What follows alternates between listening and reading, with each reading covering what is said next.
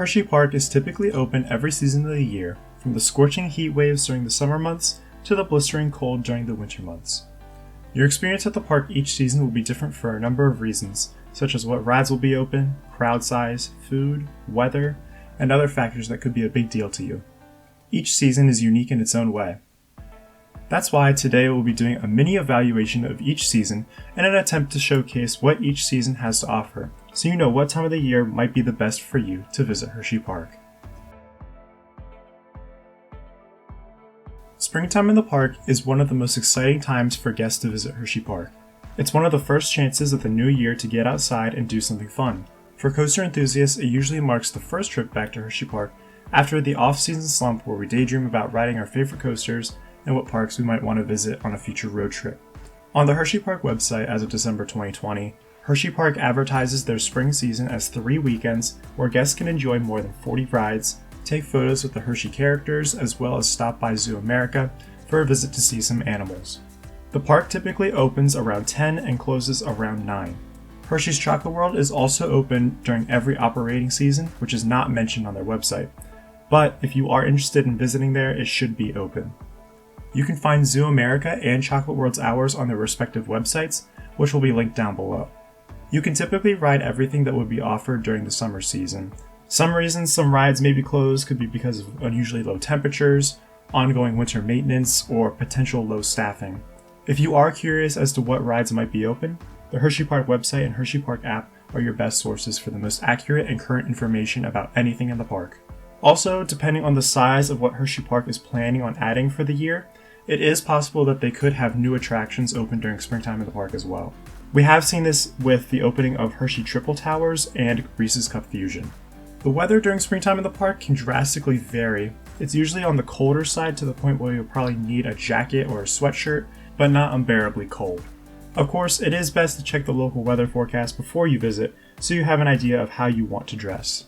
The park does look great when the newly planted flowers begin to bloom and the leaves on the trees begin to grow back.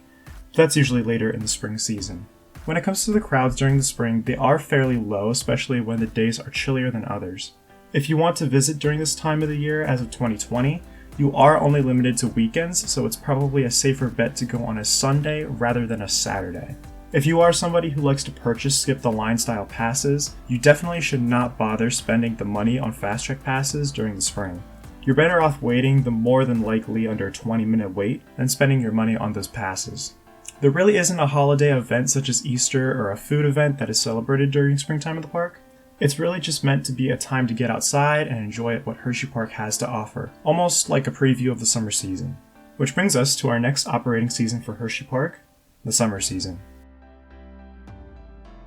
The summer season at Hersheypark is the best chance for guests to get the full experience of what Hersheypark has to offer. The park is open every day of the week for most of the summer. During the week, the park is typically open from 10 a.m. to 10 p.m. and weekends from 10 a.m. to 11 p.m. from Memorial Day to Labor Day. Of course, check their hours before you plan your visit. As of the making of this video, 72 total attractions make up the fun that is the summer season. This ride count also includes the attractions from the boardwalk, which is the more than 1 million gallon water park included in your admission to Hersheypark. Of course, this is Hersheypark's main operating season, so every attraction should be open if you plan on visiting then. Summers at Hersheypark get hot. Sometimes it gets up to over 100 degrees Fahrenheit with humid air. You will almost always want to dress light with brighter clothes that don't soak up the sun's heat. Sunscreen and a refillable water bottle are must-haves.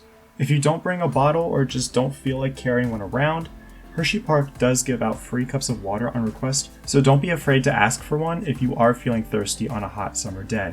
The boardwalk is always a great way to cool off too if necessary. That said, everywhere in the park, including the boardwalk, Zoo America, and Chocolate World, will be more than likely extremely busy.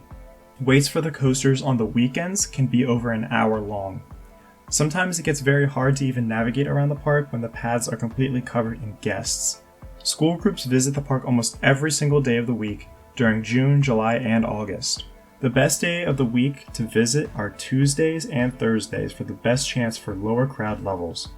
If you don't want to worry about having to beat out the crowds, it might be a good idea to purchase a fast track pass to make your day more efficient, even though they are expensive. Rainy days scare away crowds as well if the rain doesn't bother you. However, just remember that rides like Candymonium, Sky Rush, Wild Mouse, and the entirety of the boardwalk close in the slightest of rain. Visiting the park after the aftermath of a storm is another great time to visit the park. The only notable holiday offerings that happen during the summer season are the 4th of July fireworks that happen at Hersheypark. You can usually see them from the Hotel Hershey Hill, as well as other places around the town of Hershey. Besides that, the park operates as normal, and typical food and beverages can be purchased throughout the park. The same can't be said about the following season, Hersheypark in the Dark. Hersheypark in the Dark is definitely a time of year that everyone should get a chance to visit because there's so much that is offered. A week or two after the summer season comes to a close is when Hersheypark in the Dark begins. Throughout most of October weekends, you can visit on Fridays from about 5 p.m. to 10 p.m. and Saturdays and Sundays from about 12 to 9. Once again, please check the hours listed on the Hersheypark website because these hours and date ranges can change in future seasons. The boardwalk is closed for the rest of the year, but you can still visit Chocolate World and Zoo America. Zoo America opens for the only time during the night as Creatures of the Night, where you can bring a flashlight to search for the animals in their exhibits. As far as other attractions go, they should all once again be open, including all the coasters with the exception of all boardwalk attractions. Exclusively for the fall, you can also ride Lightning Racer, Comet, and Wildcat with the chaser lights off for the last hour of the night. Laugh Track is also completely dark all day long with a Halloween-themed soundtrack in the show building. These are coaster rides you do not want to miss out on if you are planning on visiting during the Hersheypark in the Dark event.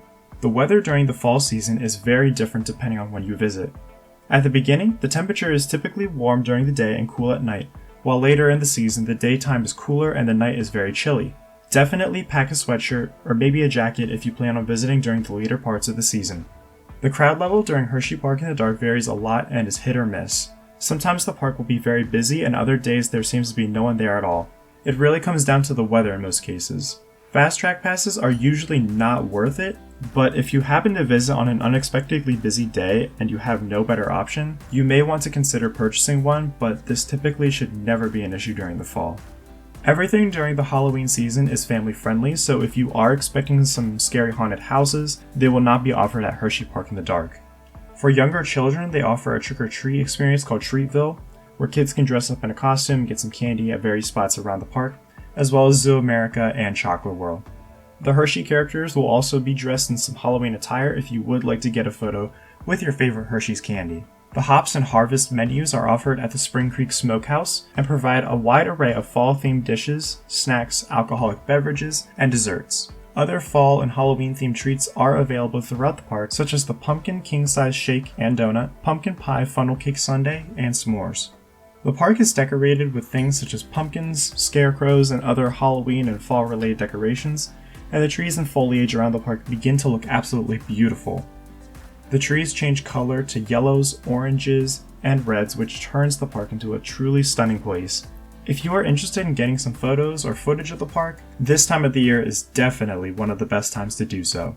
Hersheypark in the Dark is my personal favorite time of the Hersheypark operating year because of all these reasons, but the holiday festivities don't end in fall at Hersheypark. The final season of the Hersheypark operating year is probably the most unique and festive of the 4 seasons. This is Hersheypark Christmas Candylane. Usually the season starts in November a bit before Thanksgiving and ends a day or two after New Year's Day. The park could open anywhere around the afternoon, typically earlier on weekends and later on weekdays, and close around 9ish. Things such as the 5 million decorated Christmas lights, the Christmas light show Noel, and a chance to meet Santa and his 9 reindeer make up some of the special opportunities of this season. 2020 introduced Treeville, which is a walking trail around the boardwalk where many Hershey-themed Christmas trees are on display for guests to observe and take pictures of, and will likely return for future Candylane seasons. The winter climate at Hersheypark can get very cold. Temperatures below freezing are not uncommon, so it's a great idea to wear multiple layers if you are planning on visiting on a colder day.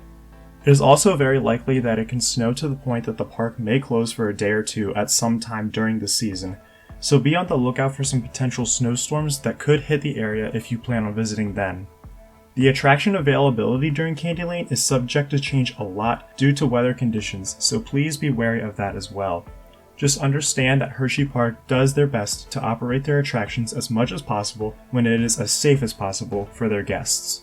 Let's say you're an enthusiast that has never been to the park before. Quite honestly, this will probably be the most disappointing season of them all because most of the coasters are closed for the year at this point. However, as the years have gone on, Christmas Candylane has been gradually adding more operating coasters to the event. For example, in 2020, Candymonium was included in the coaster lineup. As of now, if you are looking to ride all the coasters, especially the Intamins, the Christmas Candylane season is probably not the time you want to visit Hersheypark. That said, at least some great coasters are still operational, and there are a lot of other rides that will be operating that are still enjoyable to ride. Generally, the park is not super busy, but there are some times when it will be, such as Thanksgiving and anywhere between Christmas and New Year's. Of course, weekends are busier than the weekdays, so if you'd like to go to the park on an empty day, try to go on a day during the week. However busy it is the day that you decide to go, please do not waste your money on Fast Track passes ever during the Candylane season. Fast Track passes are for the operating coasters and some basic rides that are not worth getting a Fast Track for, so please don't waste the money. Holiday-themed foods and drinks are available as well, including Hershey's Hot Cocoa, which can be purchased in a souvenir mug. Other food featured in the event are things like the Cocoa Bar, holiday cookies, donuts, milkshakes, nachos, and many other different types of food. When Christmas Candylane comes to a close in January, the off-season begins and we have to wait until the spring for Hersheypark to open once again for springtime in the park. So, as you can see, with each season, there's a lot of different things that make them unique. That said, there really is no certain season that is surely the best to visit. Each season has its pros and cons, and hopefully you can pick which one sounds the best for you. Everyone is going to have their own opinion as to when it is the best time to visit the park, so let us know down in the comments when you think it is the best or most enjoyable time to go to the park throughout the year. That's going to be it for today, so please make sure you subscribe to be a Hershey coaster enthusiast just like us, and if you want to see other content just like this. We hope you enjoyed this video, and we'll see you back here soon.